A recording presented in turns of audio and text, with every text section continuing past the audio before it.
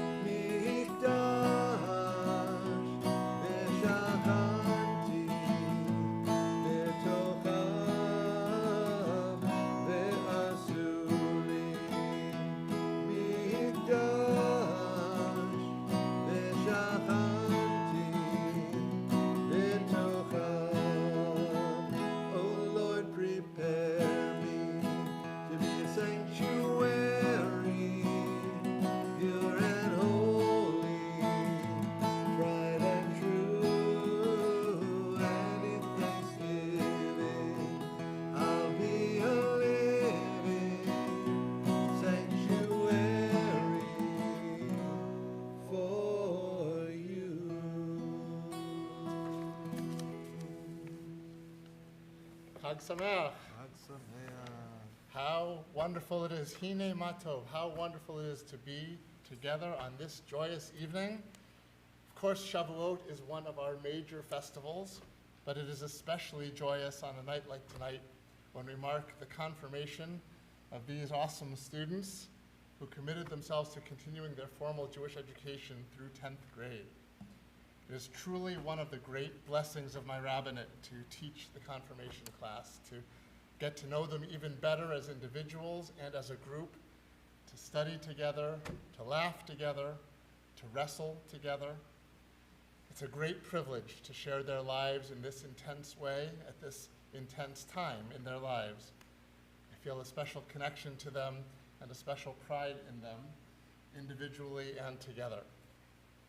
This is really their service. They will be leading the vast majority of the service.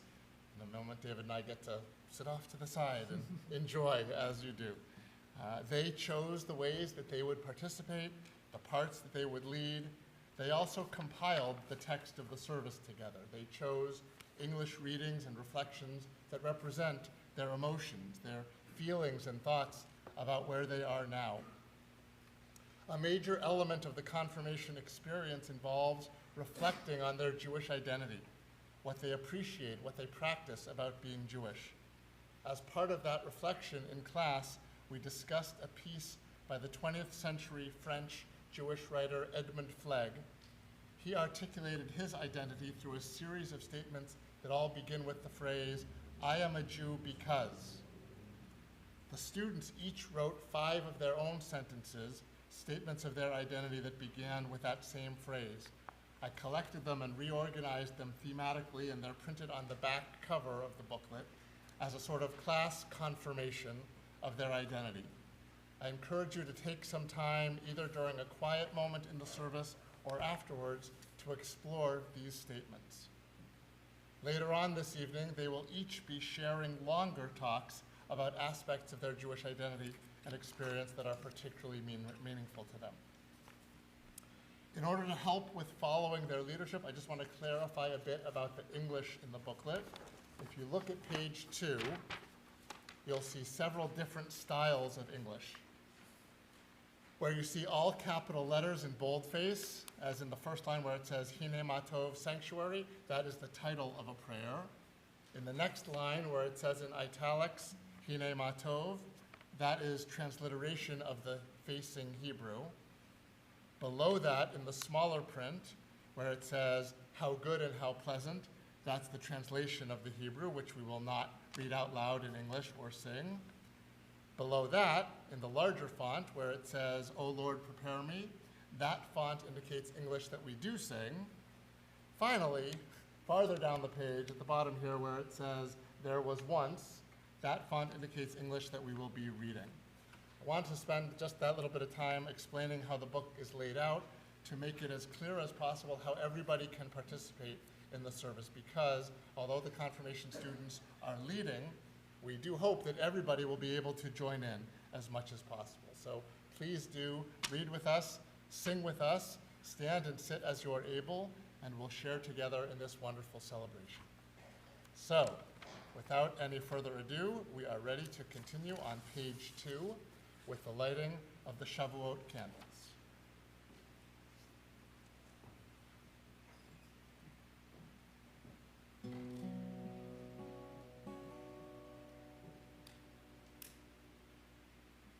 Baruch atah Adonai, Eloheinu melech haolam, asher kitshanu b'mitzvotav, v'tzivanu lehadlik ner shel Yom Tov.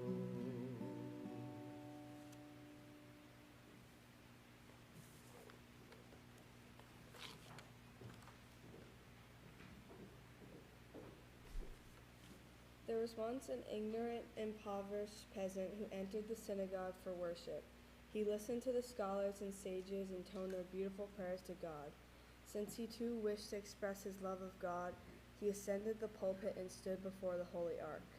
The scholars and sages were astonished to hear the rustic repetition of the letters of the Hebrew alphabet over and over again. They nudged each other, commenting on the poor man's ignorance. They laughed and ridiculed him because he didn't even know the simplest prayers of the Jewish service. Then as the peasant began to speak, their mockery turned to shame as they heard him say, Ruler of the universe, I am a simple man, an ignorant man. Oh, how I wish that I had the words to fashion beautiful prayers to praise you. But alas, I cannot find the words. So listen to me, O God, as I recite the letters of the alphabet. You know what I think and how I feel. Take these letters of the alphabet, and you form the words that express the feelings I feel. Take these letters of the alphabet, and you form the words that express the yearning of the love I have for you that is in my heart. And thus saying, he continued to repeat the letters of the alphabet over and over again. Please rise for Baruch.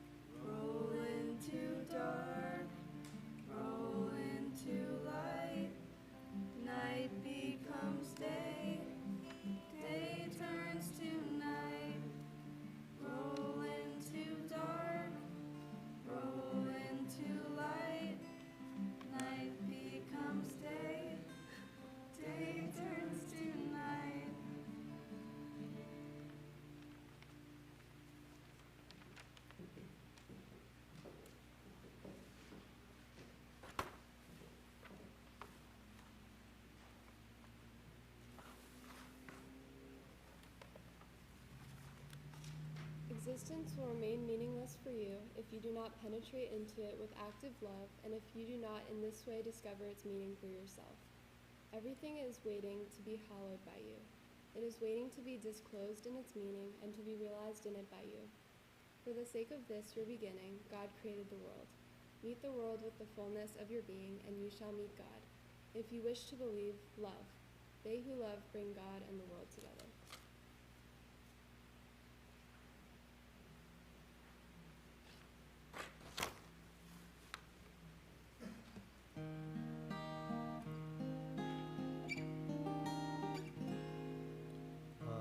אהבת עולם,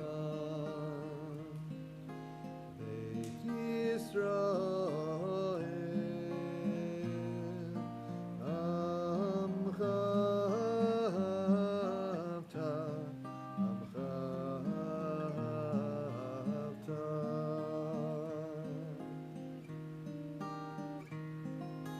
תורה ומצוות,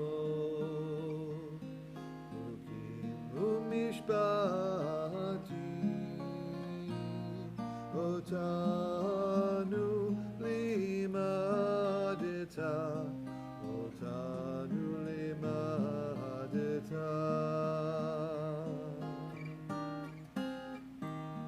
על כן אדוני אלוהינו בשוכבנו ובקומנו נשיח בחוקיך ונשמח בדברי תורתך ומצוותיך לעולם ועד כי הם חיינו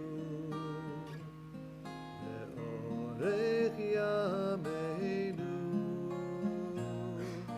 ובהם נגה יומם ולילה, נגה יומם ולילה.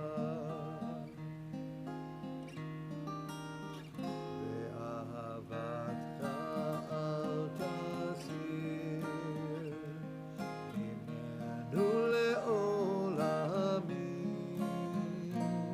ברוך אתה אדוני אוהב עמו ישראל, אוהב עמו ישראל.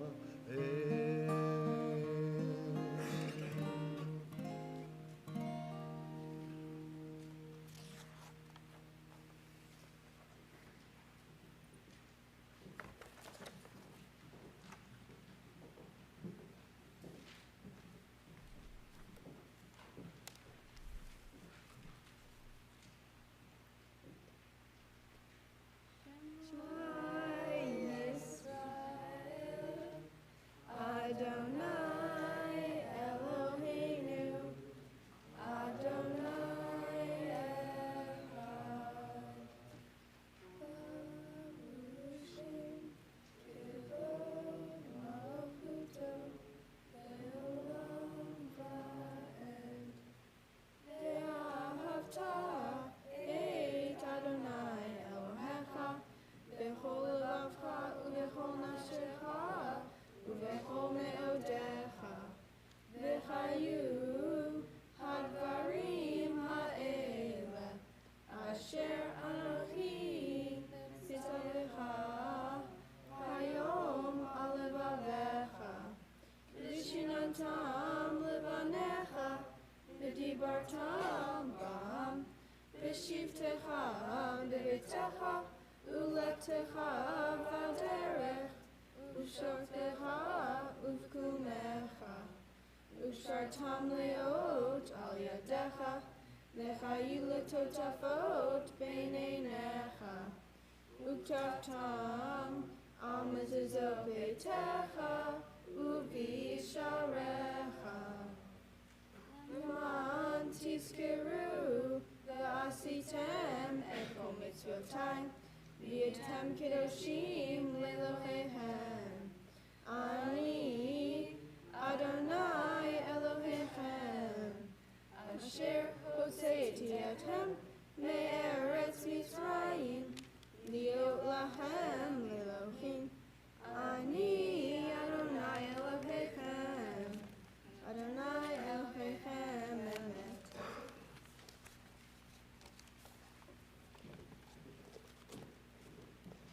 are loved by an unending love. We are embraced by the arms that find us, even when we are hidden from ourselves. We are touched by fingers that soothe us, even when we are too proud for soothing. We are counseled by voices that guide us, even when we are too embittered to hear. We are loved by an unending love. We are supported by hands that uplift us, even in the midst of a fall. We are urged on by eyes that meet us, even when we are too weak for meeting. We are loved by an unending love. Embraced, touched, soothed, and counseled. Ours are the arms, the fingers, the voices. Ours are the hands, the eyes, the smiles. We are loved by an unending love.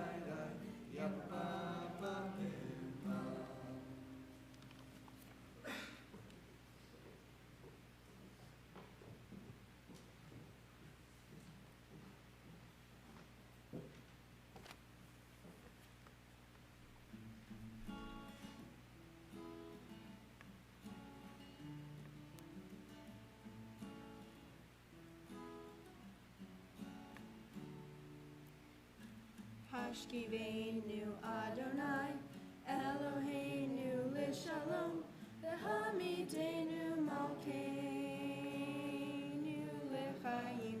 Hashkiveinu Adonai, Eloheinu Lishalom, V'hamidenu Malkeinu L'chaim. Ushmor Tzitenu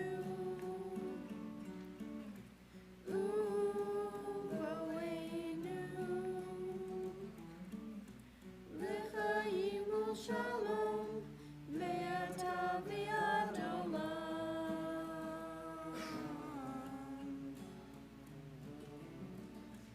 Hashkiveinu Adonai, Eloheinu L'shalom, V'hamidenu Malkeinu L'chaim. Hashkiveinu Adonai, Eloheinu L'shalom, V'hamidenu Malkeinu.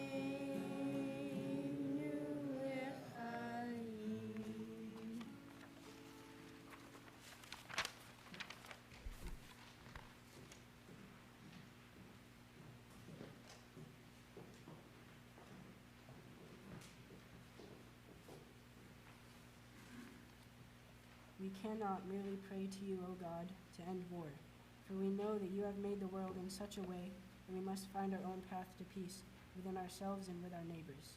We cannot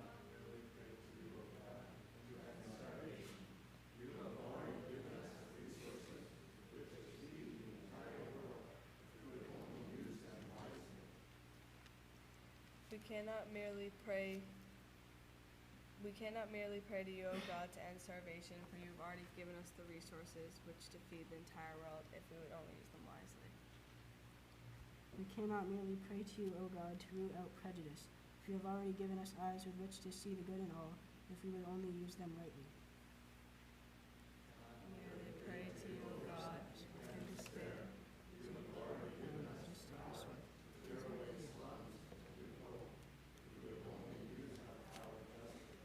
We cannot merely pray to you, O God, to end disease, for you have already given us great minds with which to search our cures and healings if we would only use them constructively. Therefore we pray to you instead of God, for strength, determination, and willpower, to do instead of just pray, to become instead of merely to wish.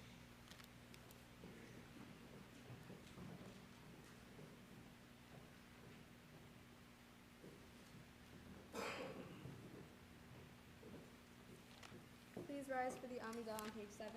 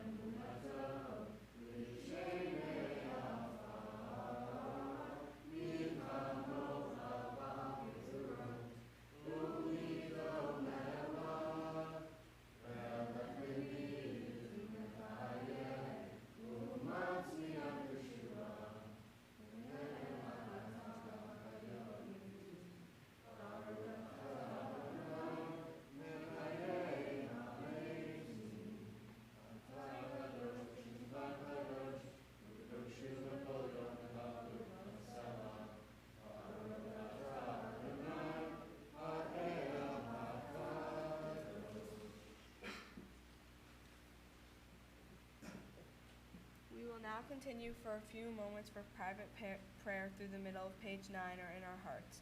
When you've had as much time as you'd like, you may be seated.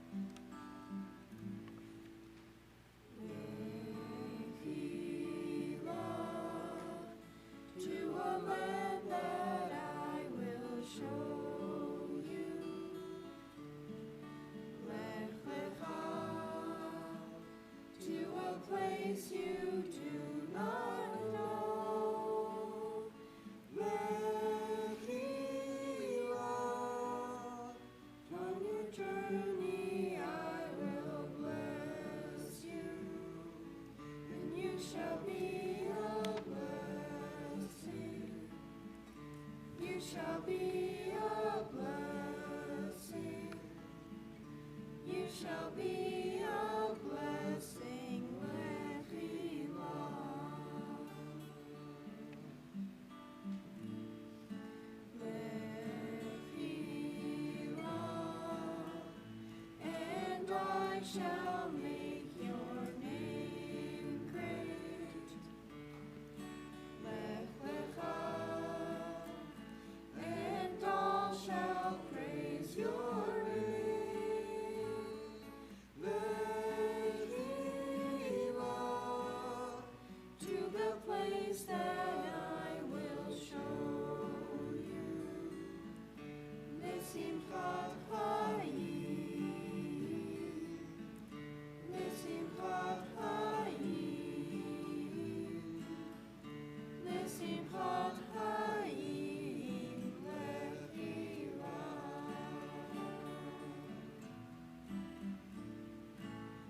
And you shall be a blessing. You shall be a blessing. You shall be a blessing. Lechira.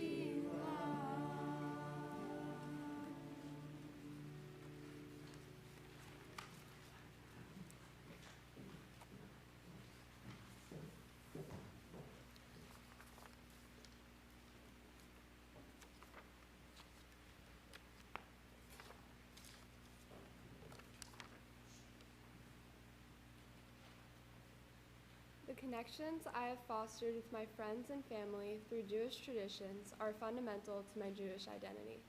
Whether it be attending Shabbat services at TCS or a Passover Seder with my extended family, these are among the most meaningful experiences to me.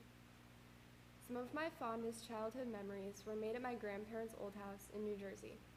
Each year, they would host a Passover Seder and invite many members of my extended family. What made this particularly special for me was that it was the only occasion when I would see my cousins on my father's side of the family. Though some live as far away as California, my extended family would always make the trip to see everyone. Since they saw me on such rare occasions, they would always tell me how tall I'd grown and give me, my brother, and my cousin, Sadie, art kits. Because I was the youngest child present at the table who could read the Hebrew, I was given the responsibility of singing the 4 questions. I remember being nervous the first time that I sang them at the table. I had never been so involved in the Seder before. To ease my nerves, my dad was by my side and sang along with me. Another aspect that was memorable to me was my grandpa's involvement in the Seder. Year after year, he would lead the service from his chair at the head of the dining room table. He always seemed to be in his element as he read from the Haggadah. Just over 3 years ago, my grandpa passed away. His death marked the end of the yearly Seders as my grandma sold their house a few months later. When I think back to all the Seders my grandma and grandpa had hosted in the past, the memories put a smile on my face. More recently, I have made many connections with other Jewish youth through BBYO. It has given me the opportunity to meet so many girls from neighboring towns that I never would have met otherwise.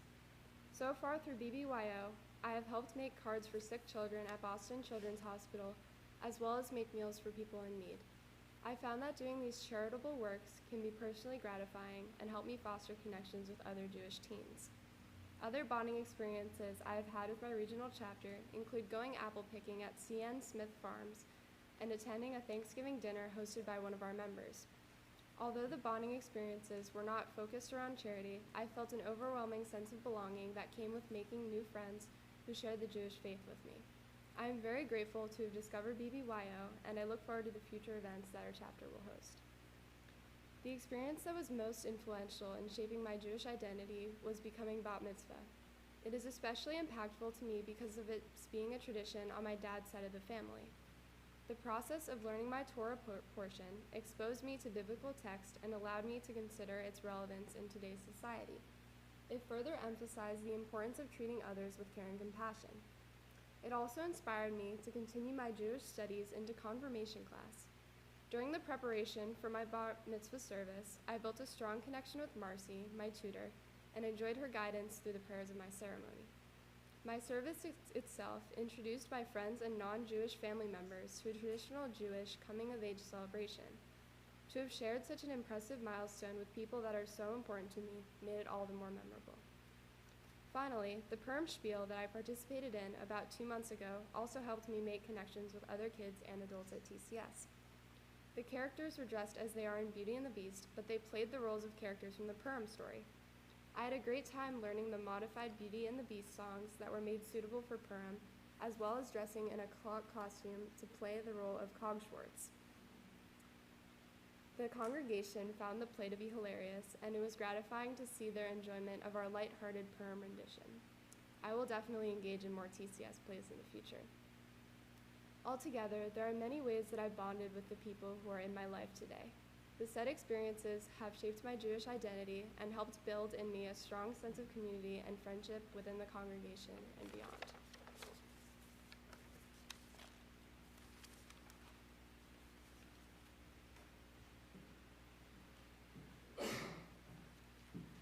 We continue with the service for reading the Torah on page 10.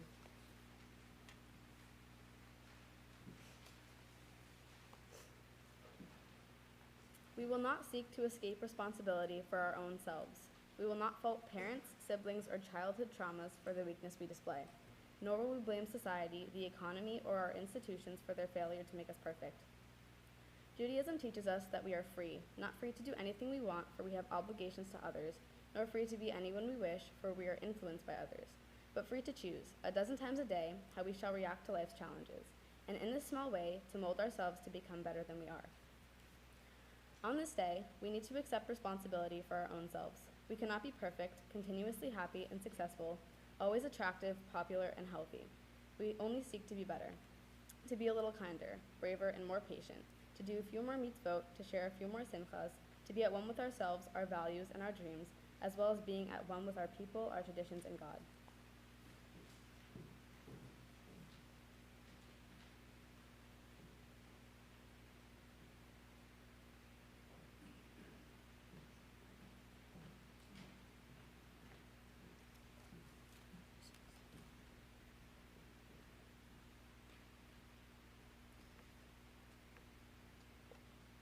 Ein kamocha va'Elohim Adonai, ve'ein kema'asecha, malchutecha malchut, kol olamim, u'melshaltecha b'chol dor v'dor.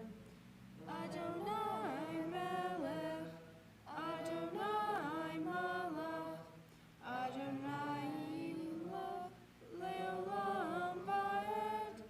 Adonai os le'amo yitain, Adonai yivarech et amo v'shalom. Avcha rachamim, heitiv v'virtzon ha'et Zion. Tivneh olot Yerushalayim, Tivneh olot Yerushalayim. Ki v'cha levad batachnu, melech el ram v'nisa, Adon olamim. Please rise.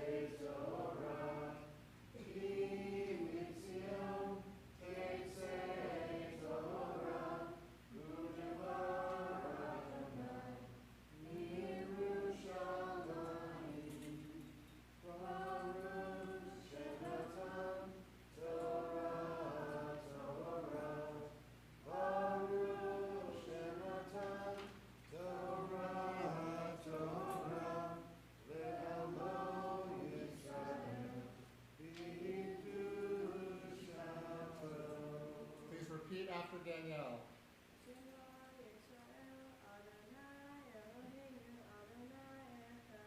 Shema Yisrael, Adonai Eloheinu, Adonai Echad.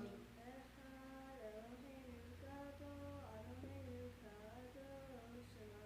Echad Eloheinu, Gadol Adonai Kadosh Shema.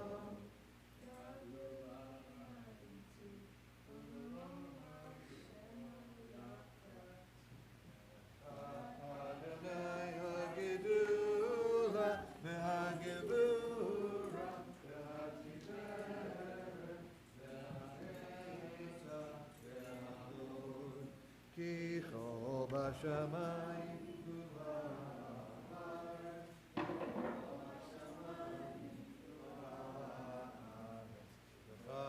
Adonai HaMamlacha, V'Yamin Na'aseh Lechol Erosh, Romemu, Romemu, Adonai Eloheinu, Ve'ishtachavu, Ve'ishtachavu, Le'Adam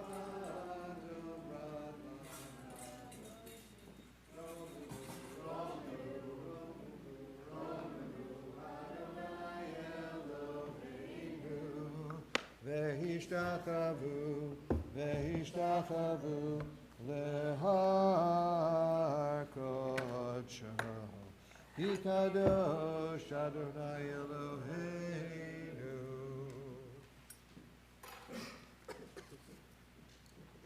Please be seated.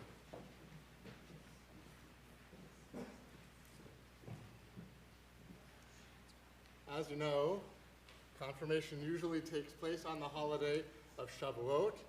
Shavuot is the holiday that celebrates the giving of the Torah to the Israelites at Mount Sinai, where the Torah tells us that God spoke the Ten Commandments and the people agreed to follow them, thereby entering into a sacred covenant with God. Confirmation is attached to Shavuot because it parallels this experience, as our students confirm their participation in that covenant and their place in that chain of tradition that extends to this day and into the future. So the Torah reading for Shavuot and for confirmation is the Ten Commandments, the Sinai experience. The text is on page 15 of the booklets. Because we are told that all Jews, not just the ones who were standing there at that moment, but those who were not there at that moment, were part of the Sinai experience. Sinai is understood to cover the past and the present and the future. We were all there together. We were all part of it. And so our aliyot this evening, the people who we will call up to say the blessings, represent those three stages, past, present, and future. So for the first aliyah, which Lexi is going to read, we'd like to call up anybody who was confirmed before. Anyone here who has been confirmed either here or anywhere else. If you have been through a confirmation service, we invite you up for this aliyah.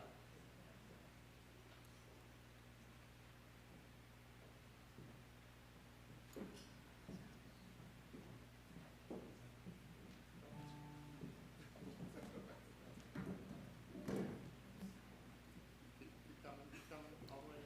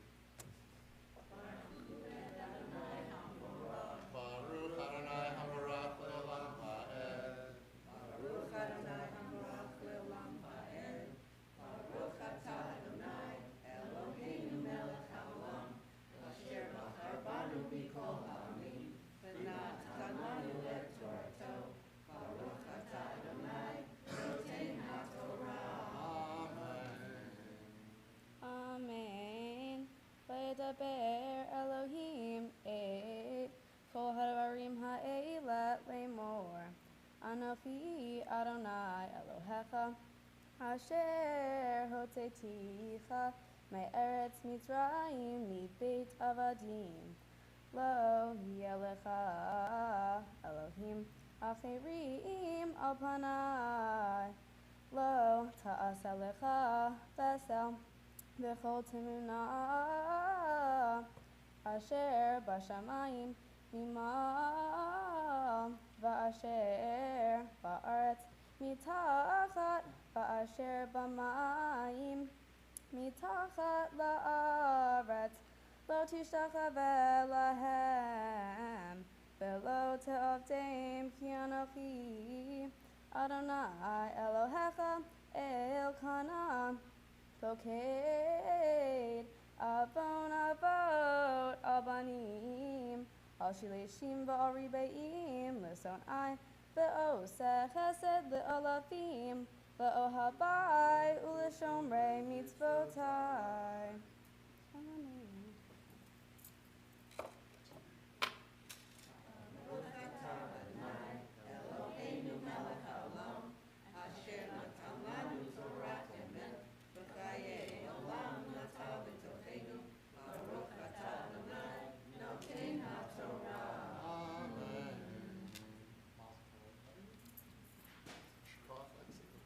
Go back to your seats, except Brian and Sherry, you should stay, and Alex, you should stay.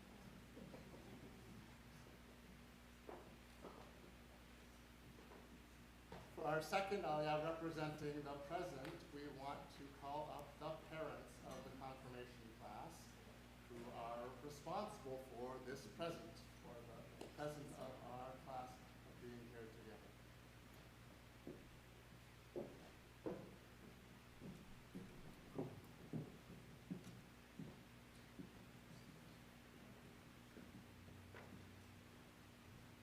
And Hannah will be reading starting with verse 7.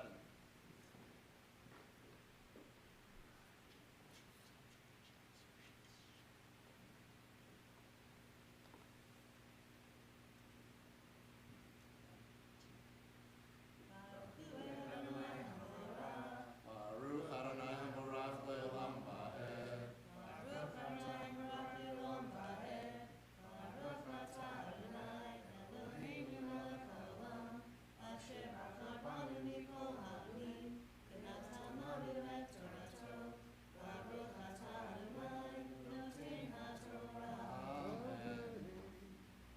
Amen.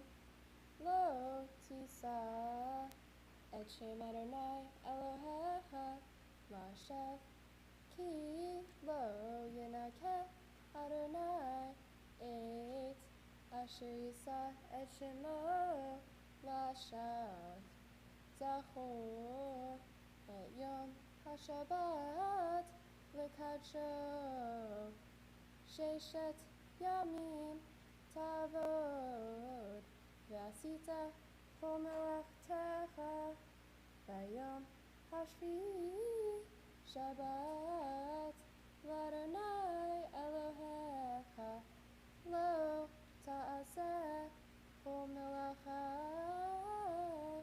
אתה ובנך ובתך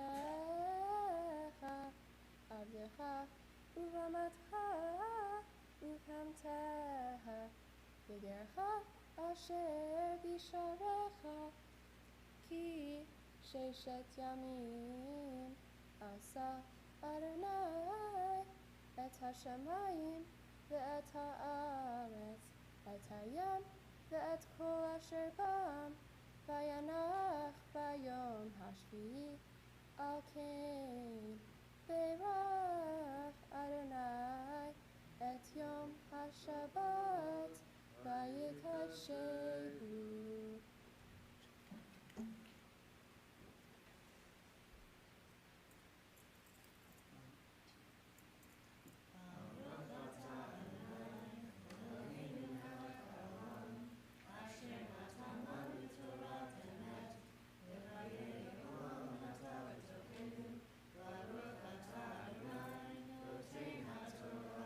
Amen. Mazel tov, everybody. Wonderful. Appreciate it. All right, so we're going to start with the reading of the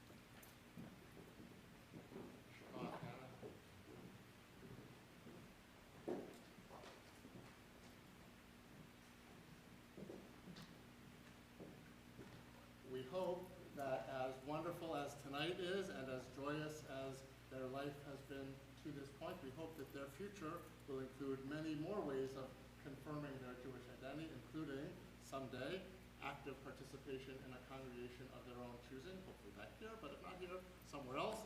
And so we'd like to call for this aliyah the members of our congregation who are just here because they're members of our congregation and not because they are family of the confirmands. So anyone sitting in that side of the room who would like to come up for this aliyah?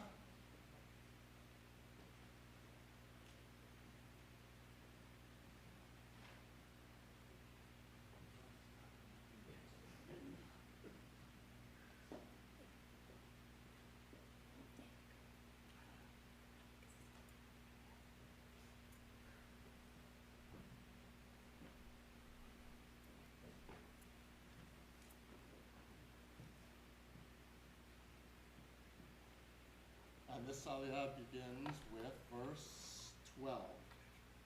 So we'll be reading starting with verse 12. Baruch Adonai Hamorach Leolam Va'ed. Baruch Atah Adonai Eloheinu Baruch Atah Adonai Eloheinu melech haolam asher bohabanu mikol ha'amim v'natanu et torto. Baruch Atah Adonai noten haTorah. Amen. Amen. Kabed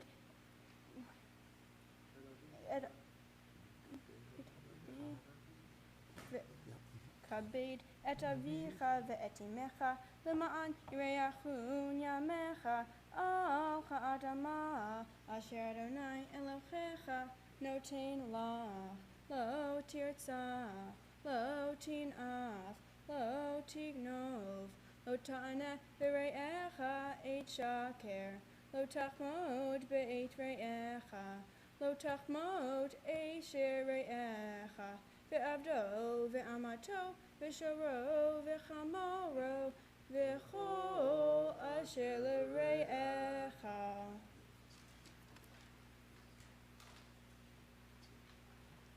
Baruch atah Adonai Eloheinu melech haolam asher natan לנו תורה אמת וחיים עולם נותן בטובנו. Baruch atah Adonai noten haTorah. Amen.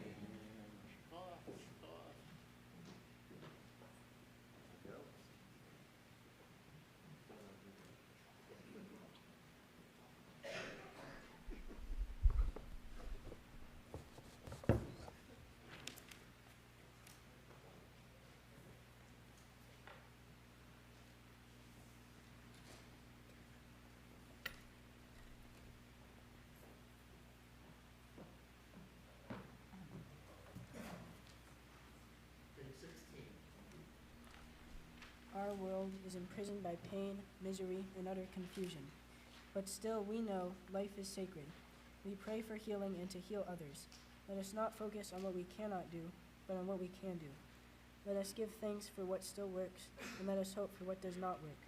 With each day of life, may we continue the task of repairing the world and sing for the future that your presence in our lives promises.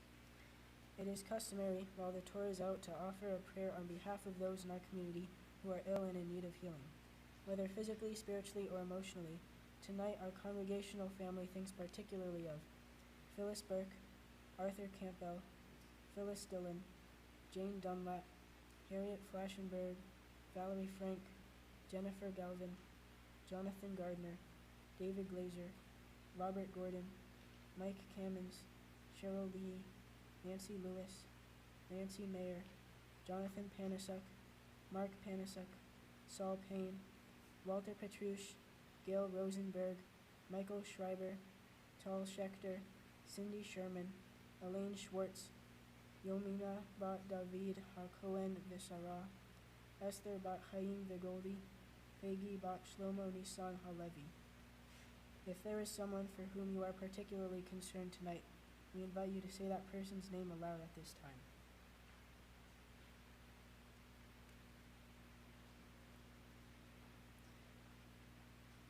We We hold in our hearts all of our loved ones who are ill, and we join in prayer for healing. Mishe Berach on page 16.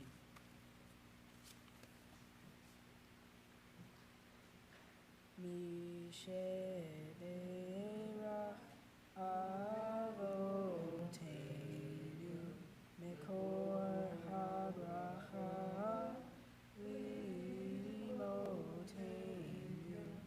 May the source of strength, who bless the ones before us, help us find the courage to make our lives a blessing, and let us say, Amen. Misheberach Imoteinu Mekor HaBracha Lavoteinu. Bless those in need of healing with refuah, shlema, the renewal of body, the renewal of spirit, and let us say, Amen.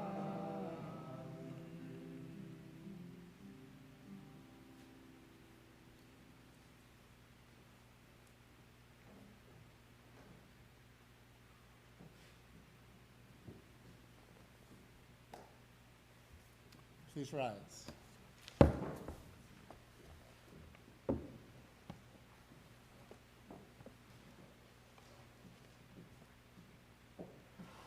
Vizot HaTorah Asher Sam Moshe Lifnei B'nei Yisrael Al Pi Adonai V'yad Moshe.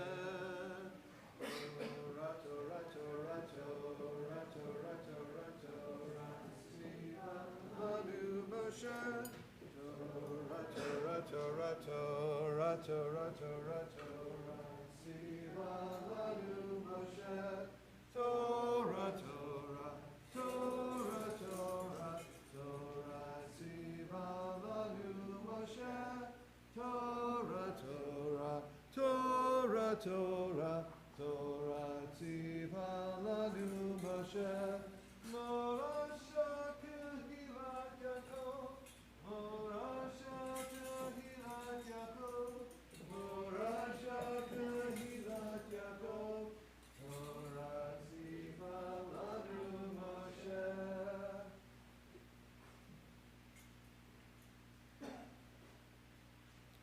You may be seated.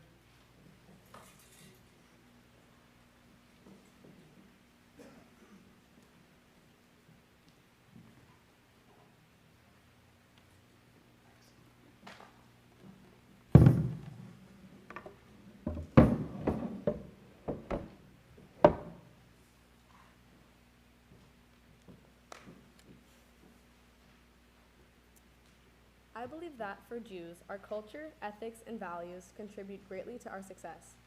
We Jews are special in that we have very different ways of life than the general population. When I say this, however, I am not only speaking about the different holidays that we celebrate, but rather our mindset. Though our celebrations and holidays are comparatively different, I am focusing more on how this fact impacts our human nature. I definitely understand that there seemingly may be some negatives to our culture, such as the difficulty of fasting on Yom Kippur, or even just as simple as being a kid and feeling left out as apparently the only one who does not celebrate Christmas. These feelings, however, contribute to the greater success that we as Jews are then able to achieve. We do not conform to what everyone else is doing. We create our own path, and in this way, we help ourselves to create a sense of individuality and strength. Jews are proven to be one of the most successful groups.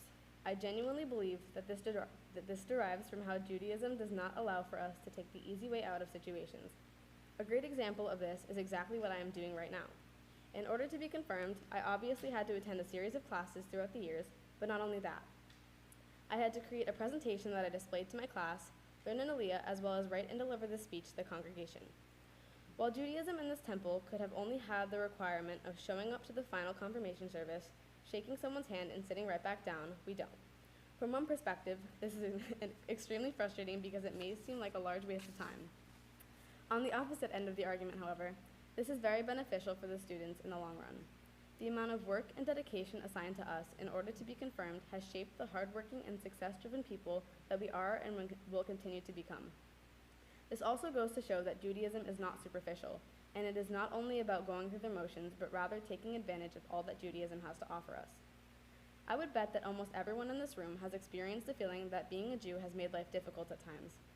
For instance, having to stay home from school or work and sit through a long service having not eaten or had anything to drink for too many hours, all while stressing about the work that we will have to make up once we return to reality. Or how about for a whole entire week, refusing to consume anything containing wheat or anything that rises? We go to work or school and cram in everything that we have to do before we congregate with our families for a Seder, in which we are forbidden to eat anything other than bitter herbs or parsley dipped in salt water for what feels like an eternity. In both of these examples, absolutely no one forces us to follow the rules. There is genuinely nothing stopping any of us from sneaking into the pantry when no one's paying attention during Yom Kippur. There is no one inspecting every little thing that we ingest during Passover. So why don't we just cheat in this aspect? Although it would be easy to do so, we don't, because it is important to both us as individuals as well as the preservation of the religion itself. This develops mental toughness. Mental toughness is defined as a measure of individual resilience and confidence that may predict success in sport, education, and the workplace. It is a quality that supports one's work ethic and determination to be a greater version of themselves. Within our culture as Jews, we grow strong in that very aspect of mental toughness, which aids us in ultimately achieving a successful life. We Jews make up about 0.2% of the world population, but we account for at least 20% of Nobel Prize winners. We make up 2% of the population in the United States, yet Jews make up about 20% of the population at Harvard, the most prestigious school in the country. Clearly there is a pattern here, and it is not a coincidence. This statistic is derived from our core values as Jews. I would consider education to be one of the main priorities of the Jewish household. Wanting and valuing an education and working hard to learn and grow as a person is not a mindset that people are born with. We in particular instill this priority into children from a young age. Studies have proven that those who do better and work harder in school tend to lead more successful lives. To bring all of this full circle, our Jewish culture and priorities help to make us more successful. Our religion in itself structures us into having a more determined and scholarly mindset. Our religion has a way of creating opportunities for us that push us out of our comfort zones and help us to grow not only as individuals, but as a community. Judaism also instills values within us that encourage us to be driven and mentally tough. The whole basis of being Jewish is to take the harder path that will mold us into better and more successful people. I am proud to be a Jew. It has so much to offer, and our heritage is why I am who I am to this day. Judaism has played a major role in my life and how I work hard to achieve my goals and how I operate on a daily basis. It teaches all of us how to strive to be the best version of ourselves and how to push past boundaries into the greater joys and successes of life.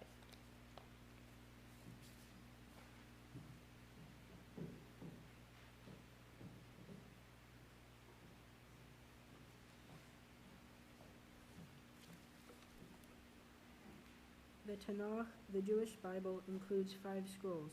Each of these scrolls is assigned to be read on a particular festival.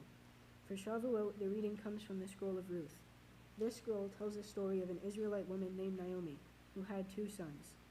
During a famine in Israel, they moved to the neighboring country of Moab. Her sons married Moabite women, one named Orpah and the other named Ruth. Then her sons died young, leaving Naomi with her daughters-in-law. When the famine ended, Naomi decided to return to Israel. Her daughters-in-law were going to come with her, but Naomi told them that they could return to their own people.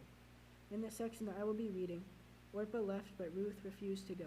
She promised to stay with Naomi and to make Naomi's people her people, and Naomi's God her God. Jewish tradition views this event as Ruth's conversion to Judaism. Just as the Israelites did when they stood at Mount Sinai, which we celebrate on Shavuot tonight, Ruth accepted Judaism. Because we as a confirmation class are also marking our acceptance of Judaism, the story of Ruth is particularly appropriate this evening. A selection from Ruth can be found on page 16.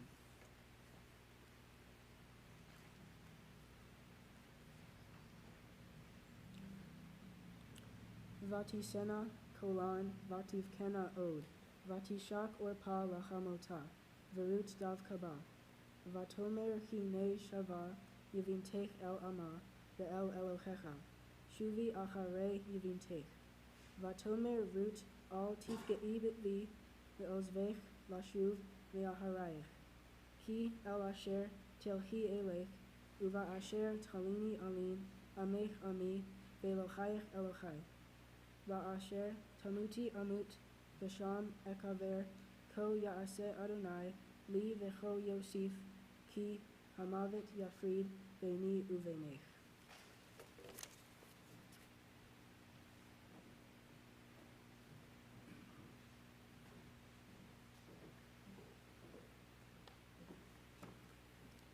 Since I started attending Camp Pembroke 4 years ago, I've become more in touch with my Jewish identity.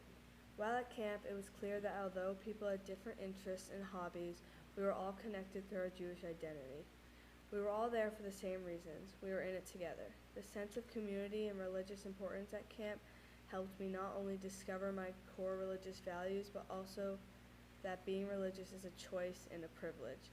I honestly believe that if I hadn't started attending Camp Pembroke all those years ago, I wouldn't be the person I am today. Camp Pembroke was the first place I learned to love praying. I learned the importance of understanding the meaning behind our words used in prayer. I remember the first meal the day I arrived at camp. It was gooey grilled cheese with french fries. As I walked into the dining hall, I was met with nearly 400 girls huddled at tables chatting and laughing. Even though I knew nobody, I was welcomed with open arms. I quickly found a seat and started talking. After a couple of minutes, our camp director came over to the microphone and announced that it was time for prayer. At first I was confused why nobody had groaned and why everyone around me were so excited. Before I knew it, everyone around me broke out into loud and joyous prayer. There were handshakes and dances that went along with the rhythm, and although I didn't know the words or movements, I felt more included in that moment than I ever had before. Over the next couple of days, I quickly became a master at all the prayers we sang before and after our meals. Unintentionally, the prayer became my favorite part of the meal. I no longer looked forward to the food and dessert, I only looked forward to finding out who could sing the fastest or who could do the drumming patter the best. By the time I got picked up by my mom 4 weeks later, I couldn't wait to share what I had learned with her. On the car ride home, I didn't talk about my friends or my summer activities. All I did was sing my prayers to my mom and plan for the summer ahead. In addition to helping me embrace the meaning of prayer with my Jewish identity, camp provided me with an amazing Jewish community. Although I already had a strong Jewish community at TCS, the one at camp is different. At camp, my Jewish community consists of over 400 girls. Not only does this provide me with a big support system, but it also allows me to find other Jews with a similar interest as me. I no longer felt like the only thing I had in common with my community was my religion. Camp allows me to share my true feelings on all sorts of topics, helping to further my own opinions and thoughts regarding my religion and life. In addition to allowing me to share my feelings, my camp community allowed me to be myself free of judgment. Camp wasn't like school. There aren't any popular kids that were waiting to judge others at any moment. Everyone there cared about each other. Another main benefit of having a strong Jewish community is that I am able to take part in events with my friends that help me connect to my culture and Israel itself. For example, while at camp, my friends and I would often learn about different dances that were performed in Israel. The opportunities at camp to learn about my ancestors allows me to further my understanding of what it means to be Jewish. I now know how my religion came to be and why it's important to honor the past. All in all, my camp community not only helped me make the strongest friendships of my life, but it pushed me to learn more about my Jewish culture and identity. Finally, camp helped me discover what type of Jew I want to be. While at camp, we are given many opportunities to do things that follow the morals of Judaism. To be more specific, camp helped to teach me the importance of kindness and empathy. The main way I learned these lessons is just from living with such a large group of people in such a small place. It forces everyone to interact with each other and take responsibility for their actions. Throughout the past couple of summers I have spent at camp, I have been put in situations where I was uncomfortable. I then was forced to figure out how to make my situation better. This helped to teach me patience and kindness. For example, at camp, people do not get to choose who they share a bunk with. Everyone just has to make it work. In addition, when thinking of how camp shaped my morals in Judaism, I think of the chores we are given at camp. Every bunk has a set list of chores that must be completed every day after breakfast. The bunks are then checked after the day's first activity and rated on a score of 1 to 13. If the bunk achieves a certain amount of points, they are rewarded. Thus, everyone works together to make sure the bunk gets clean. This system not only taught me to keep a clean area, but also helped show me the importance of teamwork. All in all, the traditions and the ways of camp helped to show me how to be a kind and respectful person. I believe that this specifically ties into my Jewish identity, because while at camp I learned that I want to become a Jew who is kind to others and who knows how to be a useful part of a community. In conclusion, without camp, I wouldn't be who I am today. Before I arrived at Camp Pembroke, I assumed that I wouldn't come home any different. But clearly I was wrong. Not only did camp help me discover my own Jewish identity, but it helped me learn and appreciate others and their customs. The act of attending a Jewish summer camp as a child is a tradition that I hope to pass on to my future children. I hope they will be able to grow their ideas of Judaism and their Jewish identities through their experiences at camp, just like I have done over the past couple of years.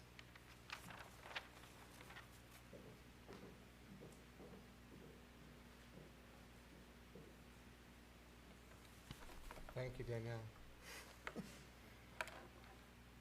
All of our festivals share with the Sinai experience this mixing of past and present and future.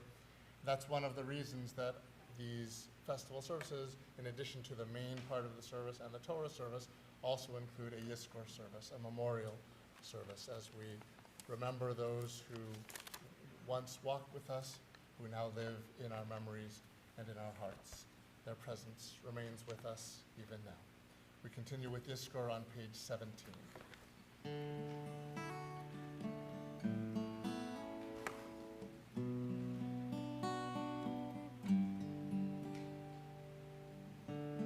With tears in my eyes, I look to the sky, searching. Wonder if you can hear me when I call out your name. It's just so hard to accept that you're gone. I'm really struggling to carry on. I lift up my eyes, I look to the hills. Where will my help, where will my help come from? As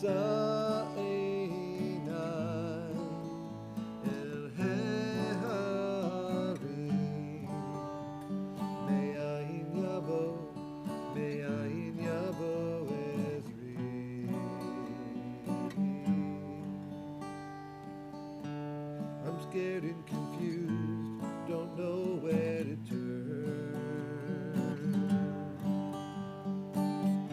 Looking toward my future, I wonder what it will bring.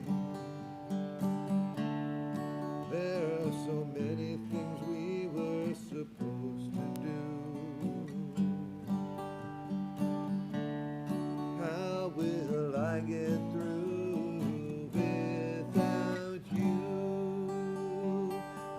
Lift up my eyes, I look to the hills. Where will my help, where will my help come from? As El Hehari, may I in Yavo, may I in Yavo Ezri.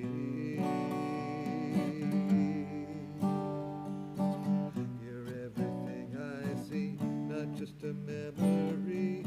You will live through me, I am your legacy. You're everything I see, not just a memory. You will live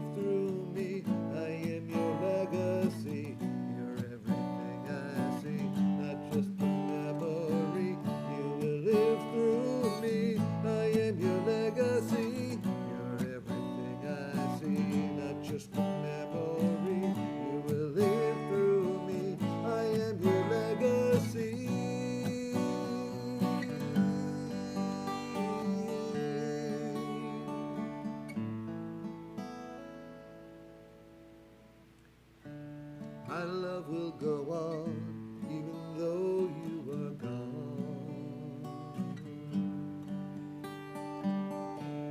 My heart was shattered, my thoughts are scattered, but my mind has rearranged. I'm rising above, just wait and see. And watch as I become the best person I can be. I lift up my eyes, I look to the hills.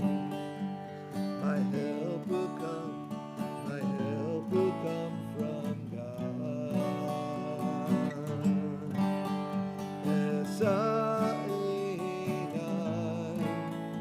El Heharim. Me'ayin yavo, me'ayin yavo Ezri.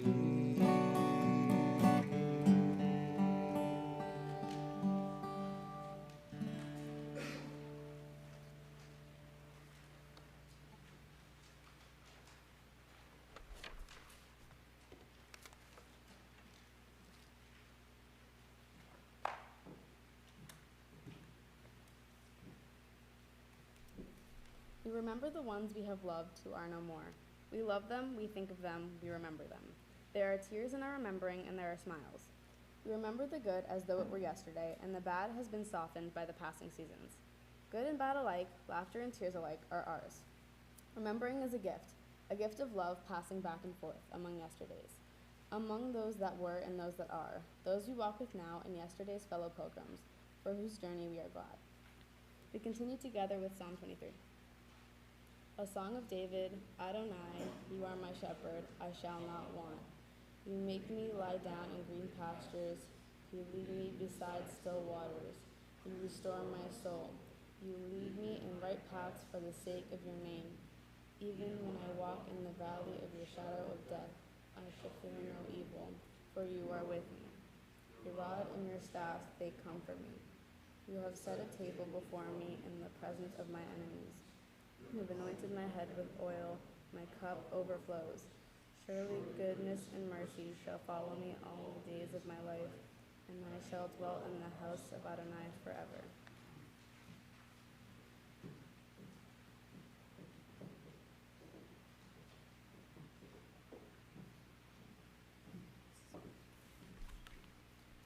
O God, this hour revives in us memories of loved ones who are no more. What happiness we shared when they walked among us. What joy when loving and loved we lived our lives together. Your memory is a blessing forever. Months or years may have passed, and we feel near to them. Our hearts yearn for them. Though the bitter grief has softened, a duller pain abides, for the place where they once stood is empty now forever. The links of life are broken, but the links of love and longing cannot break.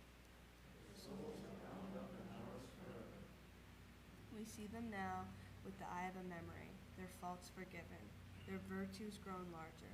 So does goodness live and weakness fade from sight.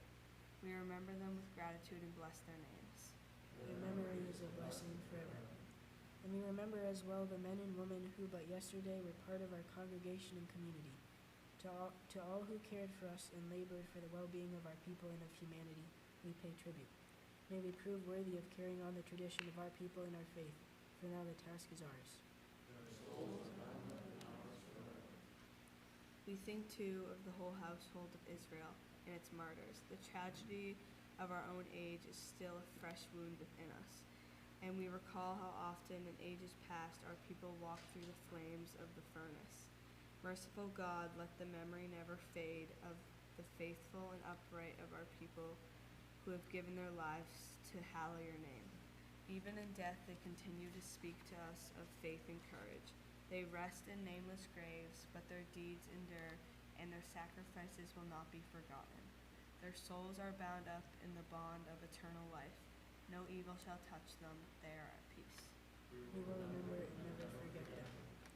In gratitude for all the blessings our loved ones, friends, teachers, and the martyrs of our people have brought to us, to to our people and to humanity.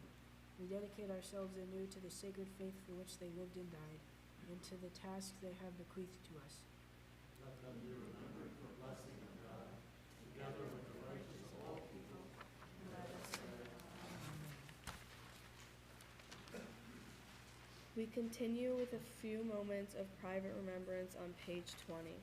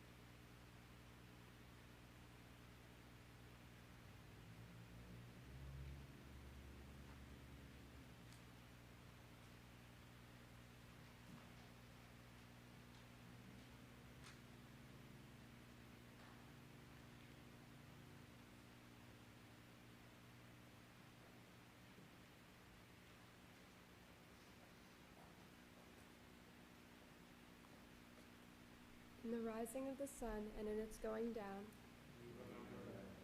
in the blowing of the wind and in the chill of winter, in the opening of buds and in the rebirth of spring,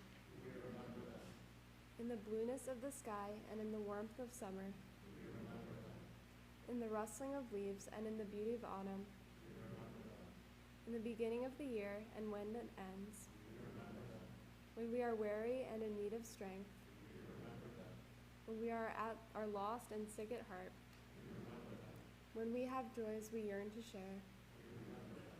So long as we live, they too shall live, for they are now a part of us. Please rise for the memorial prayer.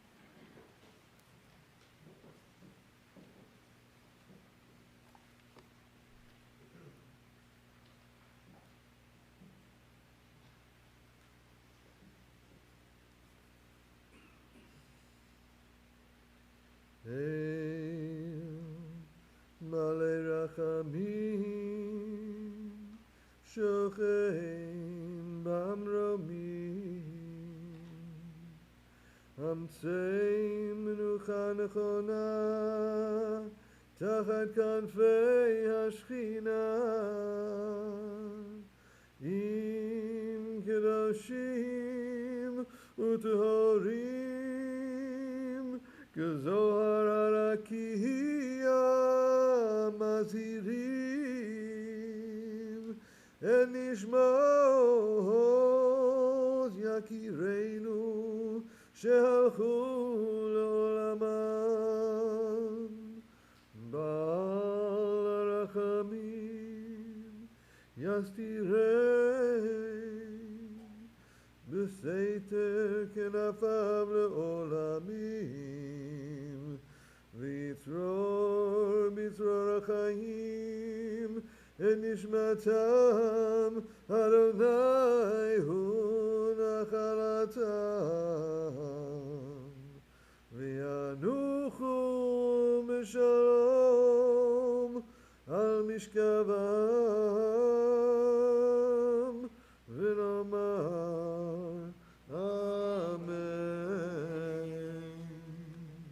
Together, God, full of compassion, you who dwell on high, grant perfect rest under the wings of your presence, together with the holy and pure who shine like the brightness of the sky, to our dear ones who have entered eternity.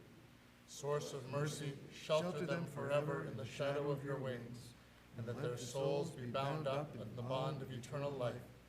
Adonai is their inheritance. May they rest in peace, and let us say, Amen. Please be seated.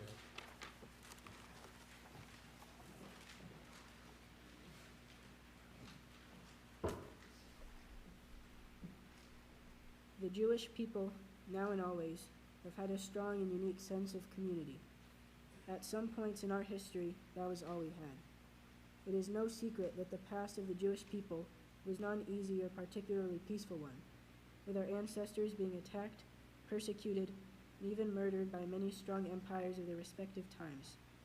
However, we are here, carrying on the Jewish legacy despite the numerous attempts to end it. When our ancestors were captured and attacked, they did not give up and surrender. They relied on community to overcome their oppressors and work their way out of every bind they found themselves in. They realized that community was their strongest weapon, stronger than any of the artillery of the opposing armies.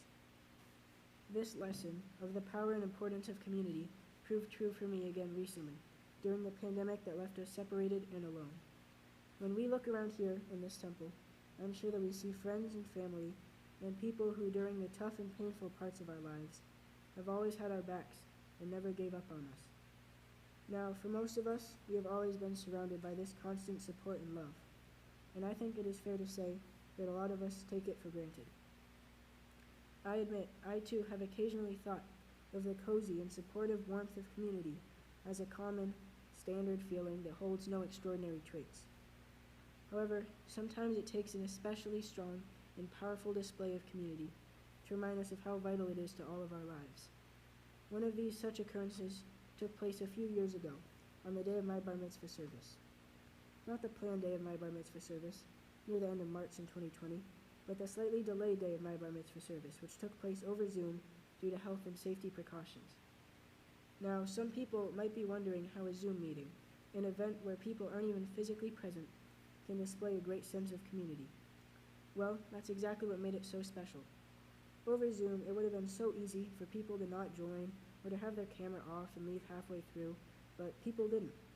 At an in-person service, there is a certain level of shame and embarrassment that coincides with leaving early or napping or just not going in the first place. But in my bar mitzvah service, everyone stayed and watched and supported me, even when presented with the option to opt out at any time. Everyone truly cared about me and wanted to see me accomplish something special. And at my bar mitzvah party, everyone celebrated me and cheered me on as I ran around the room high-fiving people to the triumphant sound of the Imperial March from Star Wars, my favorite movie. See, that is what makes community so special. When I saw how over 100 people joined my service on Zoom and celebrated my accomplishment with such joy and love, I suddenly valued community as much more than a simple everyday occurrence. I realized that it was an exceptional, unstoppable, greater-than-life gift that I was part of such a charismatic, fun, and supportive community that allowed me to follow through and complete my bar mitzvah celebration at such a strange time in my and all of our lives. I think it's critically important that we recognize the power of our community, as it is one of our greatest strengths. The Jewish people have used community to overcome obstacles for many centuries, and since more tough times will undoubtedly happen in the future, we can use this community, here at Temple Haye Shalom, to get through them. Since I am not extremely religious, community is a large part of my Jewish identity, and I find that now, having reflected on its importance in my life, I appreciate it even more. So, I believe it is crucial that we should always remember, when times are tough and the situation ahead looks impossible and daunting, we can just reach out to our community and we will realize that we can do anything.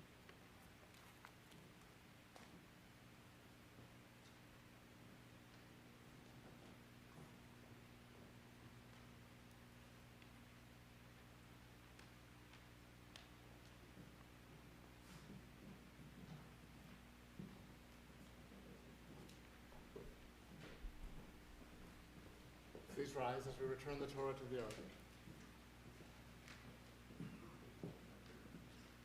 Hallelujah, Shem Adonai, Ki nizkar shemo levado, Odo al eretz v'shamayim, vayarem kerem le'amo, Tila lecho, hasidav livnei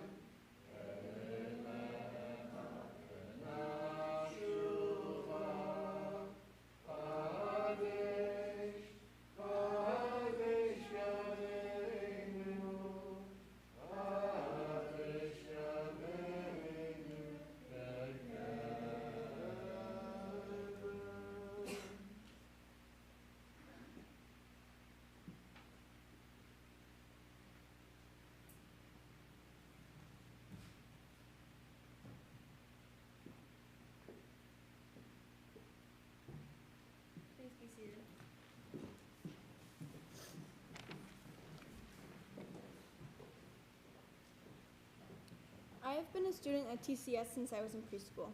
For as long as I can remember, a large part of my Jewish identity has been belonging to Temple High Shalom and doing Hebrew school activities like singing all the songs I learned in Hebrew school with my friends and going out for my birthday every March to dance around the room while everyone else sang Yom Huledet Sameach.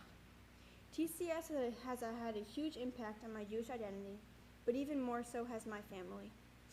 Both my parents grew up in families that identified very strongly with their Jewish heritage. They celebrated every Jewish holiday with their families, went to high holiday services, and continued their Jewish education through Hebrew high school. Growing up in Newton and Sharon, they were surrounded by other Jewish kids and families. However, when moving to Mansfield and raising my brother and me, they didn't know that many other Jewish families with kids our age. Despite not having too many others in Mansfield who celebrate all the Jewish holidays and go to high holiday services, my parents never gave up their Judaism and continued to celebrate it and keep the Jewish traditions my family has always had. Their continued commitment to Judaism and their Jewish heritage has influenced my Judaism and been the most influential thing to my Jewish identity. As I said before, growing up in Mansfield, I didn't have too many friends who were Jewish or celebrated their Judaism. When I was little, I sometimes got discouraged, being the only Jewish kid in my friend group. I was never really ashamed, but sometimes I felt left out and regretted celebrating the Jewish holidays, especially when December came around and everyone was talking about when they were decorating their Christmas tree or what they got from Santa when we got back from break. Although celebrating the Jewish holidays is about maintaining a connection to Judaism, as a little kid, all I thought about was how my friends celebrated the same holidays as each other, but none that I did. But as I got older, I observed my parents celebrating the Jewish holidays and never being ashamed of celebrating their Judaism. Even though we were in the minority of the town, my parents never stopped making the holidays special for my brother and me, and never hid how much Judaism was a big part of their identity. As I got older, their dedication to Judaism and their belief that being Jewish was part of their identity influenced how I viewed being Jewish. No longer did I wish that I could celebrate all the holidays that my friends celebrated, like Christmas and Easter, but instead I was proud that I got to celebrate the Jewish holidays. I saw my parents were proud of their Jewish heritage, and because of them, I was proud of being different, of being Jewish, which became a large part of my Jewish identity. In addition to influencing how I viewed being Jewish, my family has also impacted the traditions that I consider to be a part of each holiday. My family has always had certain traditions, whether they may be food or an activity or something else during the Jewish holidays. Because we never failed to do these traditions each year, I have come to associate certain traditions with each holiday. For as long as I can remember, on the night before Passover begins, my family says the prayer for burning the chametz. Because during Passover, we are supposed to avoid chametz, which is leavened food, it is customary to burn the last few crumbs of chametz before Passover starts. While this ritual is a traditional part of Passover preparation, this prayer is special to my family, as the name of the prayer is Kol Chamira. Although we may have done this prayer, even if it wasn't a name, the connection between the title Kol Chamira and my last name, Kol Chamira, has ensured that we say this prayer each year. Since I have grown up saying this prayer with my family, I now consider it something that is a very important part of Passover to me and something that I will do with my own family someday. Another Passover tradition that I will pass on to my children comes from having seders at my mom's parents' house, where my papa never failed to keep one certain tradition. While my grandmother made the food, my papa was in charge of leading the seder, including what I used to consider one of the most important parts, hiding the afikomen. Although the seeking of the afikomen is supposed to be challenging, and the afikomen is supposed to be hidden somewhere where no one else would know, my papa always hid the afikomen in the same spot, under the couch cushion. No matter how many times we guessed where it would be, and no matter how many times he actually hid the afikomen there, it would never be in a different spot. This year, when my dad gave me the responsibility of hiding the afikomen for my little cousins, I followed my papa's lead and hid it under the couch cushion. These traditions, in addition to the many holiday foods that my grandma and Mimi make, have become part of my Jewish identity, as they are a large part of the way I celebrate the Jewish holidays. Another way my family has influenced my Jewish identity is by helping me feel connected to a certain part of my Jewish identity, being a Romanio Jew. A Romanio Jew is a Greek ethnic Jew who is native to the Eastern Mediterranean. Long ago, there used to be many living Romanio Jews, but sadly, the Holocaust wiped out many of them. Today, lots of these Jews, including my family, have moved out of Greece to Israel or other countries. In the early 1900s, my dad's side of the family, who was living in Greece, moved to New York. Along with them was my 8-year-old great-grandfather, his mother, and some of his siblings. Even though they had moved out of Greece, his mother continued to make Greek Jewish food that she had previously made in Greece. When my great-grandfather married my great-grandmother, she was taught these family recipes, and later these recipes were passed on to my grandmother. Now these recipes have been passed on to me as I spent and continue to spend countless amounts of time making this Greek food. Learning these recipes and making all these Greek foods have helped me feel connected to being a Romanio Jew, because even though I'm only 1/8 Greek, I still have a piece of my family's Romanio Jewish history that I can continue to share with others and pass down to my kids someday. I am very proud to be here tonight at my confirmation and to celebrate the end of my formal Jewish learning, but I think I have learned the most about my Jewish identity and what it means to be Jewish from my family.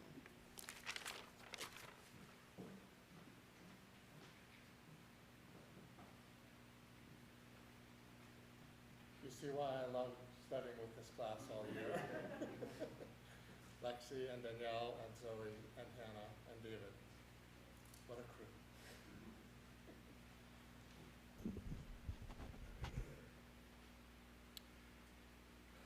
Just before we began the Yizkor service, David read a beautiful selection from the book of Ruth.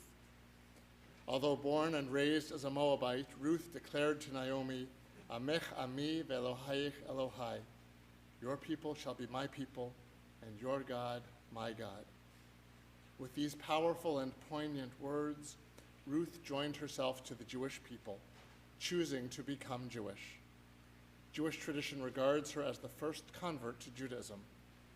This decision brings her such honor that her great-grandson becomes King David, and King David is considered to be the ancestor of the Messiah. So a person who chose Judaism as an adult merits to have the Messiah as a descendant. That's how much Jewish tradition values the choice to live Jewishly. But the power of that choice is not limited to the biblical stories. Last summer, as part of my sabbatical, I studied some of the writings of Louis Brandeis, the namesake of the university in Waltham. In 1916, Brandeis became the first Jew to serve on the Supreme Court of the United States. He had been a student at Harvard Law School during a time when quotas limited how many Jews could attend the school, what they could achieve, and even where they could work after becoming lawyers. Brandeis's fellow students used to tease him, saying, Brandeis, you're brilliant. If you weren't a Jew, you could end up on the Supreme Court. Why don't you convert? And then all your problems would be solved.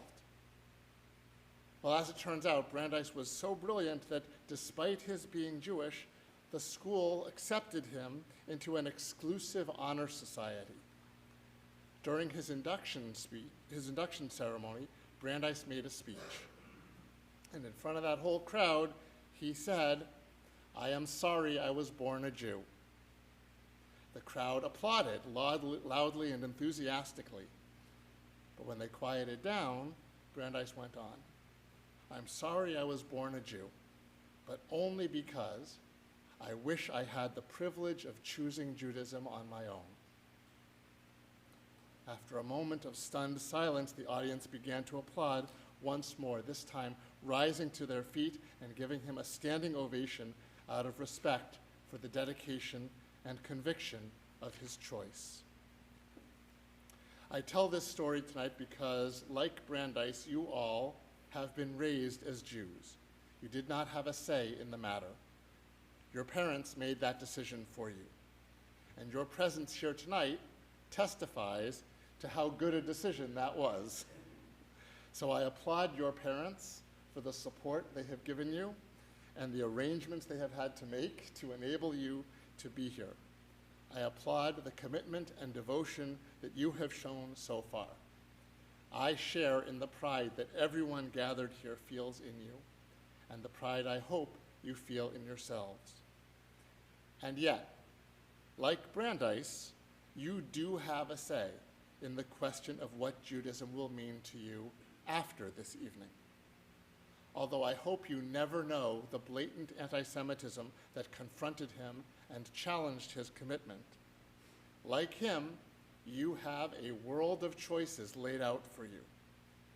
Only you will choose the direction your life will take from here forward. You're on the right track. You chose to come this far. Now I urge you to keep making that choice to further your Jewish education and development. As one of my rabbis used to say, and as Zoe suggested a few moments ago, tonight is not the end of your Jewish education, it is the end of your compulsory Jewish education. No one is going to force you to study Judaism anymore, but the fact is that Jewish education, Jewish exploration, Jewish experimentation should never end. As long as we are growing, we need to keep learning, or the meaning that Judaism has for you right now, about which you all spoke so powerfully and passionately, that meaning will stagnate and wither. Because what you knew and felt and believed at age 13 was different from what you know and feel and believe now at age 16. And it will be different still at age 21, and at age 40, and at age 75. So I encourage you to continue making choices that will help you lead lives of Jewish meaning and engagement. Choose to become or stay involved at TEXI here at TCS. Choose to continue participating in our education programs during 11th and 12th grade, including coming to the monthly 11th and 12th grade gatherings that I host. Choose to come with me next February to Washington, D.C. for the Litaken Seminar, a weekend of social justice learning with other Reformed Jewish teenagers from around the country, where we learn how Jewish values can impact how we see public policy and lobby our legislators to put them into practice. Choose to take courses in Jewish studies when you go to college. Choose to participate in Hillel activities on campus. Choose to read Jewish magazines and newspapers and websites. Choose to visit Israel, as some of you are doing very soon, and experience firsthand the wondrous history and present of our people in our land.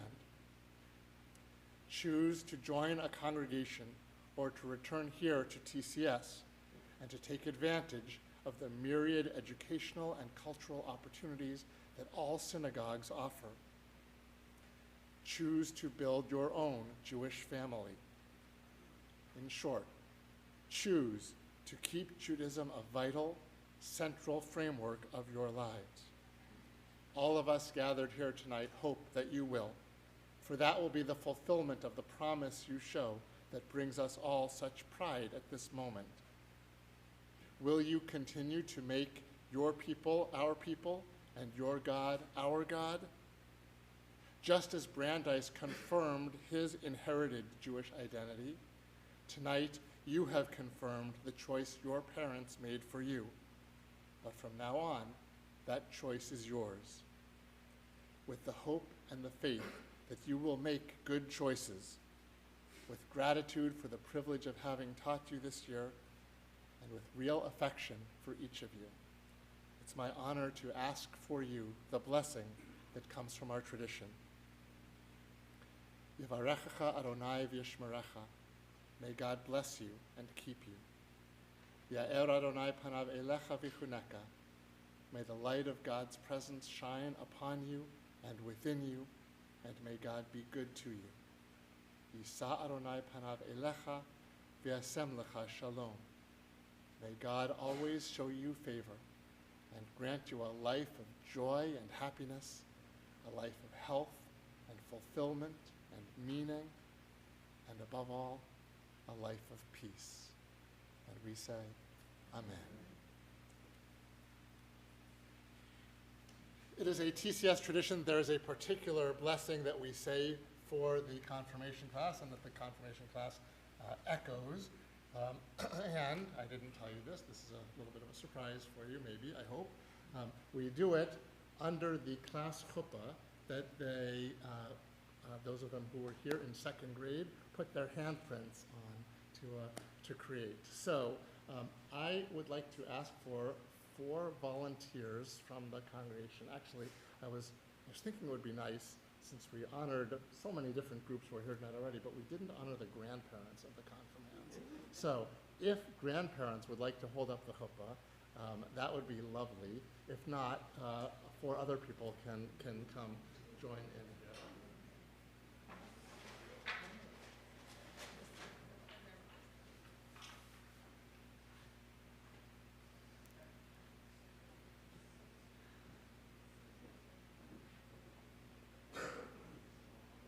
Always here is untangling this.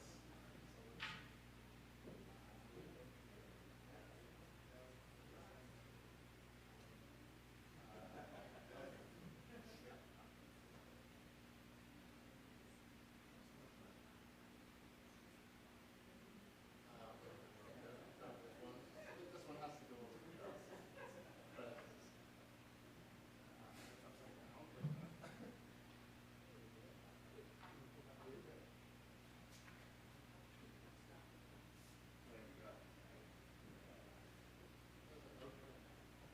spatial relations.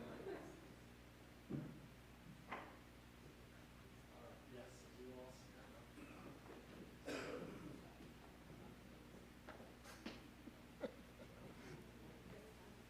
It's always the most complicated part of the service, is getting the chuppah right. Are you finding your handprints? Okay, good. They're so excited. I love this part. All right, so if the grandparents who are on the floor can back up a step or 2, that'll make a little more room.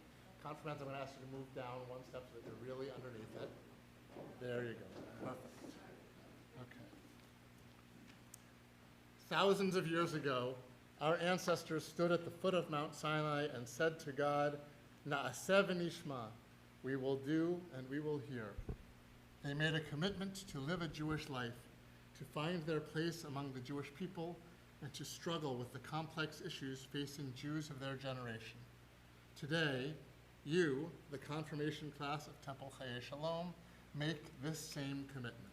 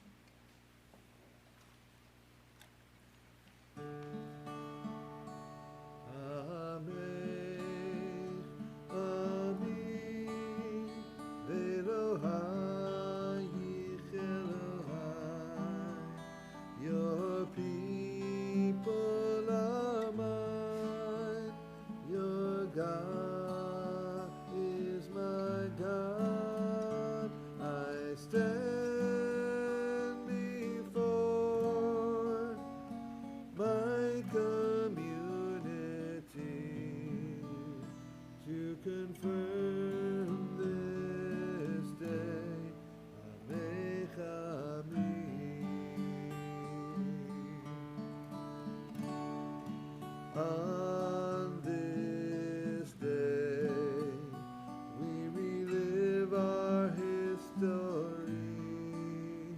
We stand at Mount Sinai, the Torah to receive. We have made our choice. With our people we will stand.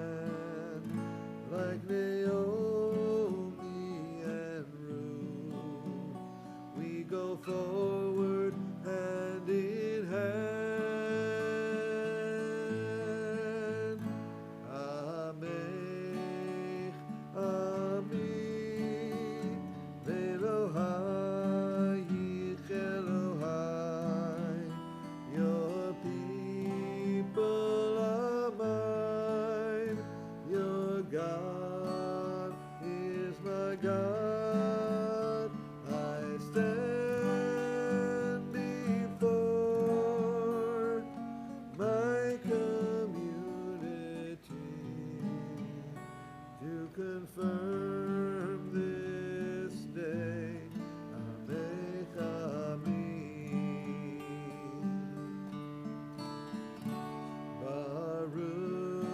אתה אדוני, אלוהינו מלך העולם, שהחיינו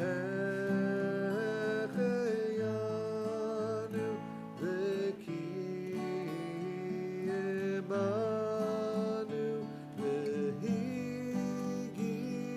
והגיענו לזמן הזה. We confirm this day, Amech Amin.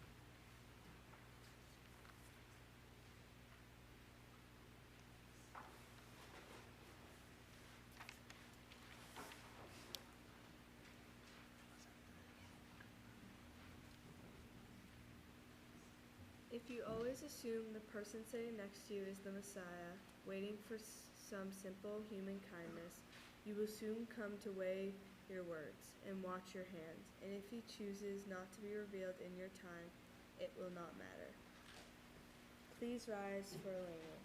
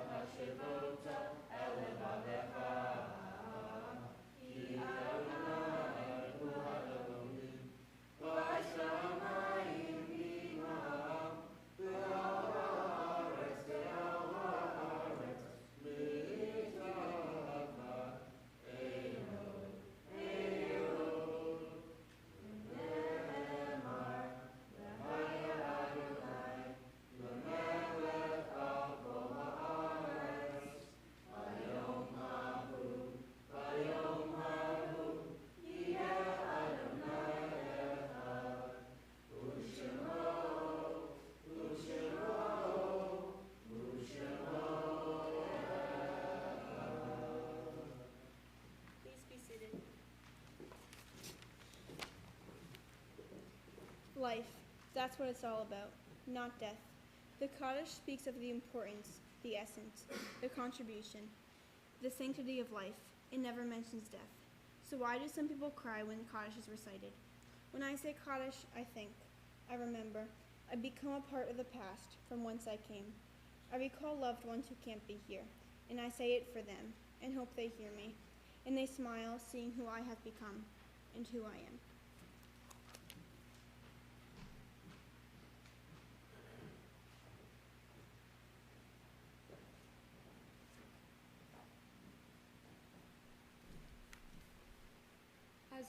As we prepare for Kaddish, we recall the loved ones whom death has recently taken from us, those who died at this season in years past, and those whom we have taken into our hearts with our own.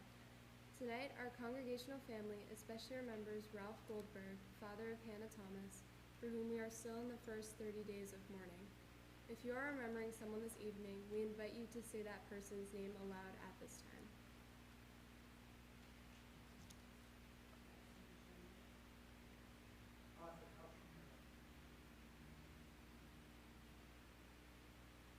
Zichronam livraha. May the memory of all our loved ones be a blessing. If you are saying Kaddish in someone's memory tonight, we ask you to rise now. In loving support of the mourners, we rise as a congregation. In gratitude to God for the gift of the lives of their loved ones, those who are in mourning, and those remembering someone, say Kaddish on page 25.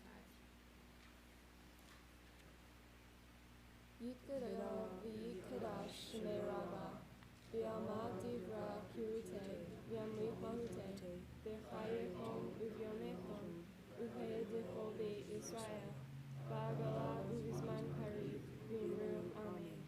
Yehi shmei Rabbah mebarak, v'alam u'alme amen. Yiparak v'yishabach v'yitpa'ar v'yitramam v'yitnaser, v'yithadar v'yitaleh v'yithalal, shmei dekudishat v'yihu. Le'ela min kol birchata v'shirata, tushbechata v'nechamata, dami ragam.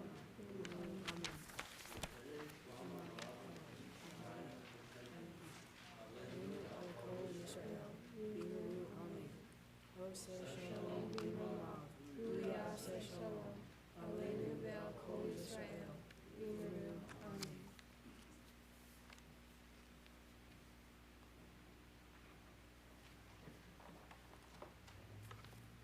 Please be seated.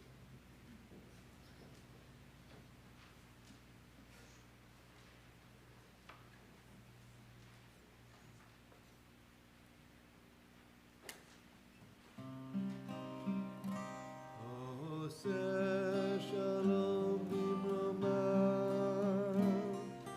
u'yaseh shalom aleinu, ve'al kol Yisrael, ve'imru amen. Yaseh shalom, yaseh shalom, shalom aleinu ve'al kol Yisrael. Yaseh shalom, yaseh shalom, shalom aleinu ve'al kol Yisrael. Yaseh shalom, yaseh shalom, shalom aleinu ve'al kol Yisrael. Yaseh shalom, yaseh shalom, shalom aleinu ve'al kol Yisrael. Yaseh shalom, yaseh shalom, shalom aleinu ve'al kol Yisrael.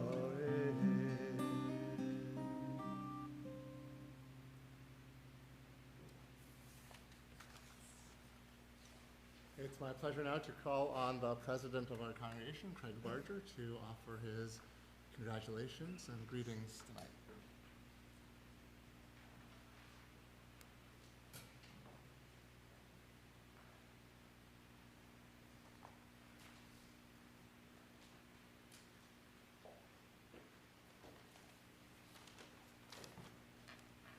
Good evening. Rabbi, I know now why you've talked about this crew for days. This was an incredibly impressive service, and I'm just blown away. So, congratulations. My wife told me to be brief tonight, so I'm going to try and be brief. I am so very pleased and honored to be here tonight representing your board of directors. Whenever I am the board representative at a bar or bat mitzvah, I always encourage young students to remain committed to their Jewish identity, to continue their Jewish education at least through confirmation, and hope they will continue their involvement within our community Well, you five have knocked it out of the park. You are the leaders of tomorrow, both at TCS and in your home communities.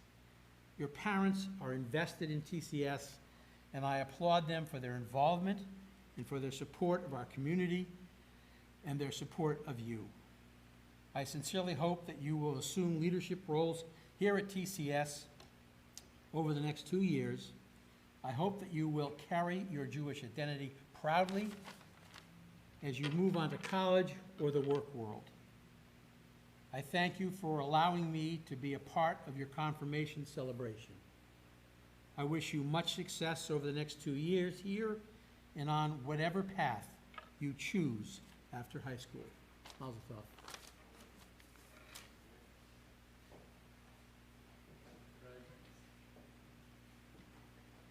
We'll lovely know you were brief. Now it's my pleasure to call on representatives of our sisterhood and brotherhood. Rachel Colchimero happens to be here tonight, and Scott Weber.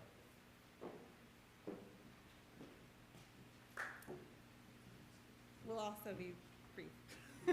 Right, Scott? You're going to be brief. You know, I talk a lot. I could go on for a while.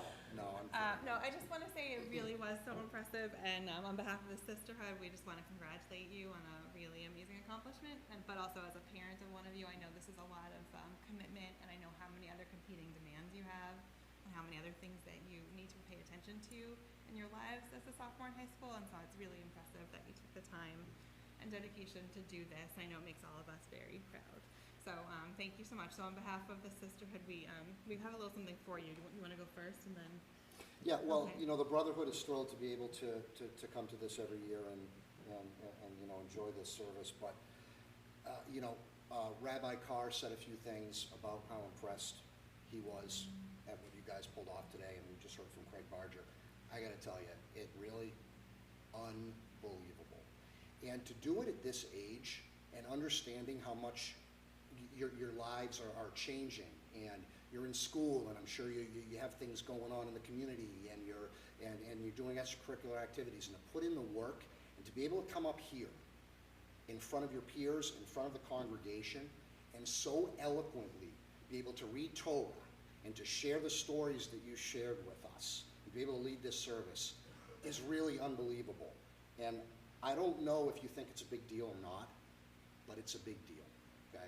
It's a big deal because you're embracing this religion and you're continuing to do it at a high level. And, you know, you're about to embark on hopefully a great summer. You're at that age where it's pretty interesting, you know, because you're getting out of 10th grade and you're not driving yet, and the SATs and the college stuff hasn't been jammed down your throat, but it's coming, it's coming. And, you know, I was sitting here and I was thinking about what I was doing when I was your age. And, you know, I finished up my sophomore year at Newton North High School, and then that summer I went on to play some Babe Ruth baseball, and I had my first job. I actually had my first girlfriend. We're still in touch, actually, through the magic of Facebook. But the one thing that I didn't do is I didn't do what you guys did today. Or maybe I should say, I mean, the five of you, I wish that I did it. And you're going to look back one day, and you're going to see, and you're going to be so proud of this accomplishment. You know, I always kept in touch with my Jewish identity. I always went to high holiday services and celebrated holidays with my parents, but I did not continue. And you guys have continued, and I urge you to keep going, and I hope you all have a wonderful summer. And just keep plugging away. The camaraderie was fantastic. I saw the two of you high-fiving. We saw that, you know. But so good, so good. And I hope to be here in 2 years with all of you at senior send-off. So we have some gifts, right? Here, can I do this? Yeah. Okay. So from the sister, this is yours. But from the sisterhood, we are giving you the gift of a cookbook because I don't know about all of you, but Judaism to me is through food. So we hope that you can explore this cookbook and bring this into your homes and practice a little bit. And as you grow up, continue to have it with you in remembrance of today. So from the sisterhood, we want to give you all this cookbook. And Scott, can you open it? Yeah, hopefully they are. They're in there. They're in there. Yeah. And I'll wrap this back up, but just so folks can see, a nice shofar. So you're gonna get that. And a guide. And a guide, so, channel your inner Ken Golden and blow this. There you go. And also in here, for each of you, is your certificate of confirmation. And so, congratulations. Thank you so much for allowing us to be here with you tonight. Yeah, absolutely. All right, so. And you all look so good. And I think I'm the only person in the congregation who's wearing shorts tonight, and I really feel kind of, and some of you are friends with our family, so please don't tell my wife Heidi that I left the house in just shorts, because I will not be able to get back in tonight. She will change the code on the garage. All right, so there's one for each of you, your name on the certificate, so before you leave, you should. Yeah. Okay, congratulations. So do we just leave them and then they grab them? They're big kids. Perfect, they are big kids. Scott, I will say I appreciate your reenactment because, Shavuot is being at Mount Sinai and it was hot there. So, wearing shorts was the right way to go for the desert life. So. Another thing I didn't mention is in 1974, when I was a sophomore, the Celtics went on to beat the Lakers. So you never know what could happen. All right, yeah, no spoilers, no score announcements yet.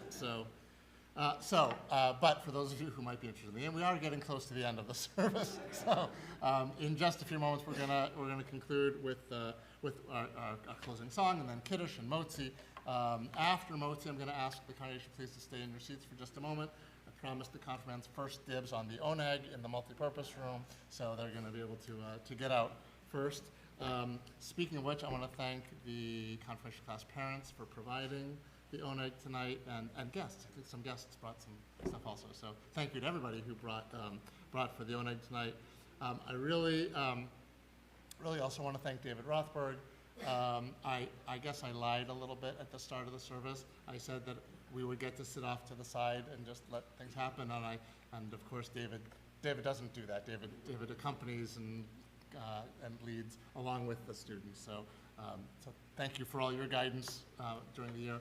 I want to thank Jerry Robbins, our education director, for creating an educational program that culminates in this wonderful experience. And I also want to thank Denise Morgan, our administrative assistant for our school, who did so much behind the scenes to help make this possible, whether assembling the gift bags or finding the chuppah and putting the chuppah on poles and actually getting poles that the chuppah would stay attached to this evening. Last time we used a chuppah, it went flying off in the middle of the service, so she fixed it. She did it well this time. Two more groups to thank. First of all, one more time, I want to thank the parents of the confirmands for making it possible for these amazing young people to develop such strong Jewish identities and to continue their commitment through to today. And finally, I want to thank the five of you for the privilege of having known you over these last 7 years, and particularly this year, and for everything that you have given of yourselves to the congregation, not just this evening, but to this point, and for everything that you will continue to do, and everything that you will continue to be as you go forward from here. It's a pleasure to have accompanied you this far on the journey, and I'm so excited to see where you'll all go next. So with all of that, we are, I believe, ready for our final song, which is in the middle of page 26. There's one more thank you. There's one person who put a lot of work into this service and into working with this wonderful confirmation class, of crafting this service, of spending all year having the pleasure of helping this fine group of young adults grow Jewishly, and that's Rabbi Ken. So our closing song, L'Dor Vador, is about the continuity of passing Judaism from one generation to the next. So fitting for this class, since we have some fantastic recipients of Judaism here.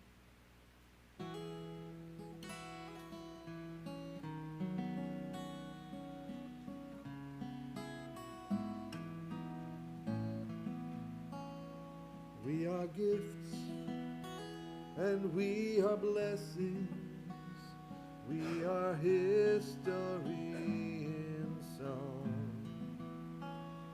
We are hope and we are healing. We are learning to be strong. We are words and we are stories. We are pictures of the past. We are carriers of wisdom, not the first and not the last. Vador, vador, nagid golecha. Vador, vador, we protect this chain. From generation to generation, Vador, vador, these lips will praise your name.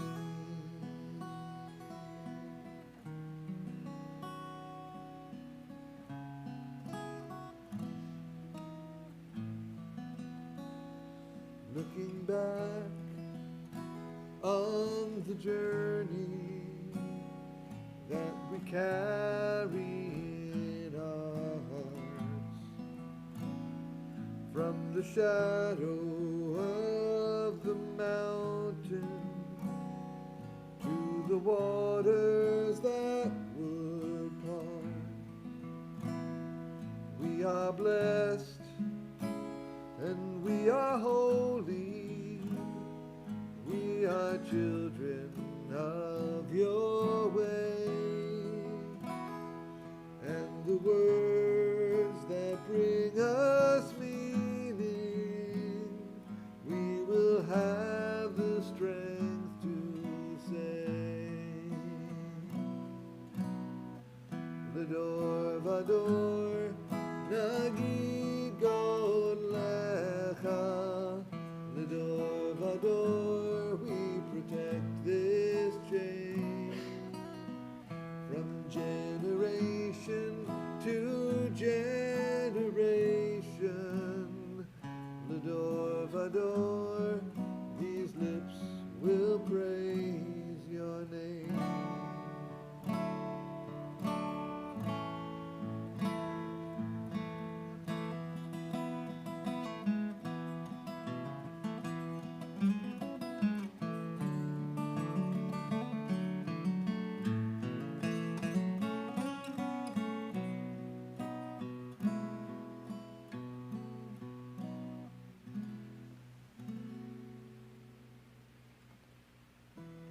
Vador, vador, nagid golecha. Vador, vador, we protect this chain. From generation to generation, Vador, vador, these lips will praise your name.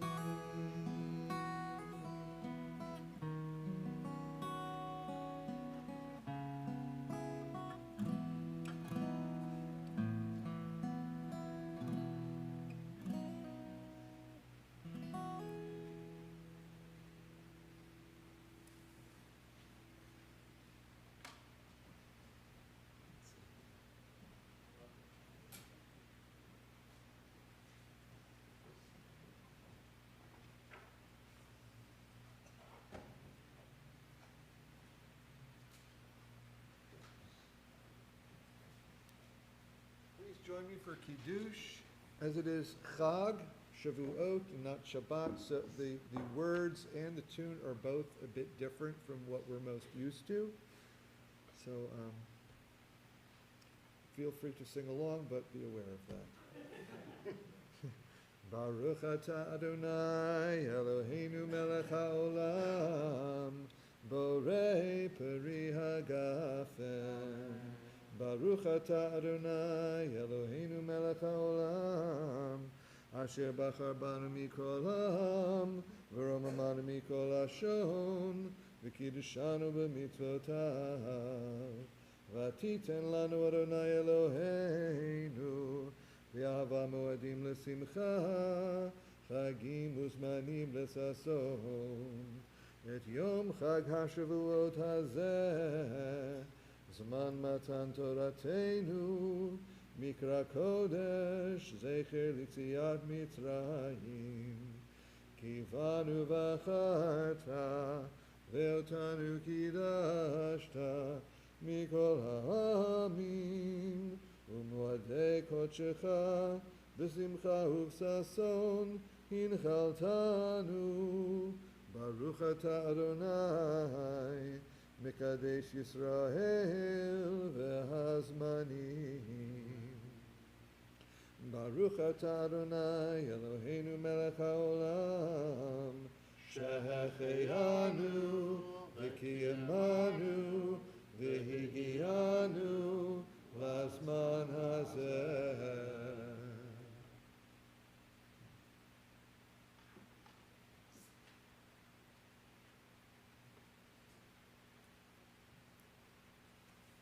Baruch atah Adonai Eloheinu melech haolam, hamotzi lechem min haaretz.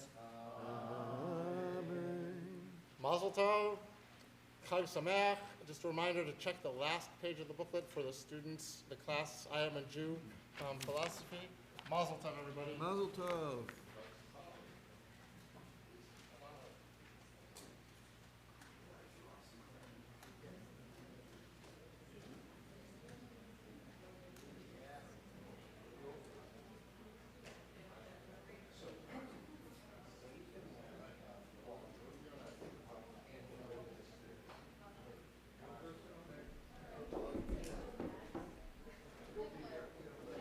Come back, please.